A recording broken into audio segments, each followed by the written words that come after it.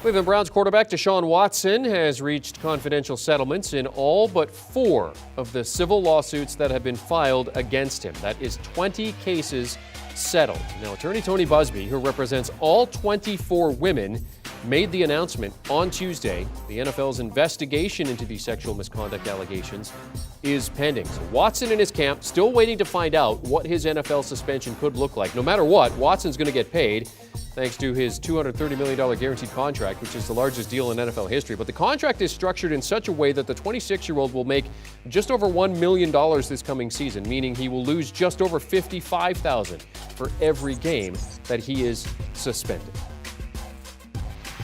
All right, for more on the Watson situation and what it could mean for the Browns, let's now welcome in lead NFL insider Jonathan Jones and our 2-time Super Bowl champion Bryant McFadden. JJ, Watson said he wasn't going to settle. How has the landscape changed over the past few weeks?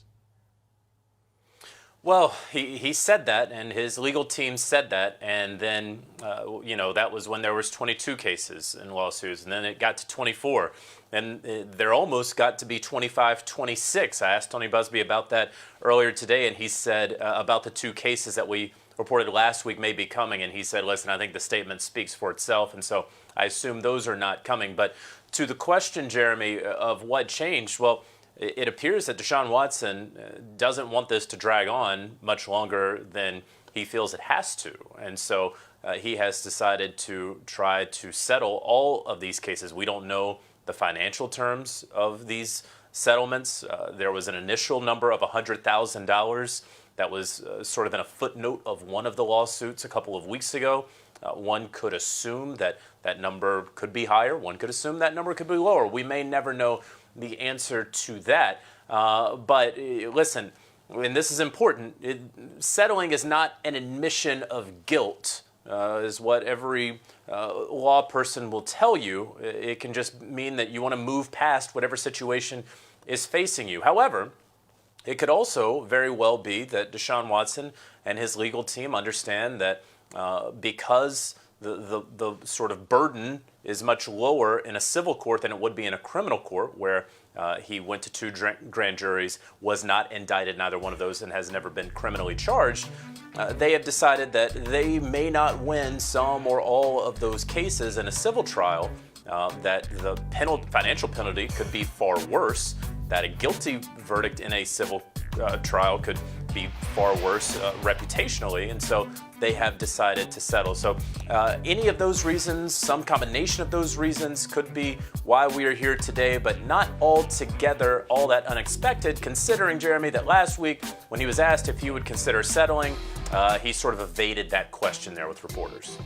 One of the things that we are expecting is a suspension, the length of which we don't really know. It could be a few games. Some are postulating it could be as long as the full season. BMAC, the Browns went 8-9 last season with Baker Mayfield at the helm. So what do the Browns look like this coming season with and without Deshaun Watson?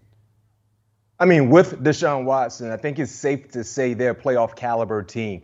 When you look at the structure, let's start on the offensive side. A healthy offensive line unit, that's a high-level group. When you look at the backfield, I mean, led by Chubb and then Kareem Hunt, when those 2 guys are healthy, it's safe to say they're one of the best duo of backs in the National Football League. And you look at some of the pass catchers as well, adding Amari Cooper and an experienced guy that has big playability, especially when he is healthy, they can do numbers. And defensively, led by Myles Garrett, one of the best sack defensemen in the National Football League. So me personally, with Deshaun Watson, even though the AFC North will be a very, very competitive division, I believe they're a playoff caliber team. Without Deshaun Watson, especially when you highlight their division alone, I don't think they stand a chance to make the playoffs. I understand they have Jacoby Brissett in as the backup quarterback, a guy who had started throughout his professional career, but he's not the same player as Deshaun Watson, even with Deshaun not playing a full year last year. So me personally, when you have number 4 in the lineup,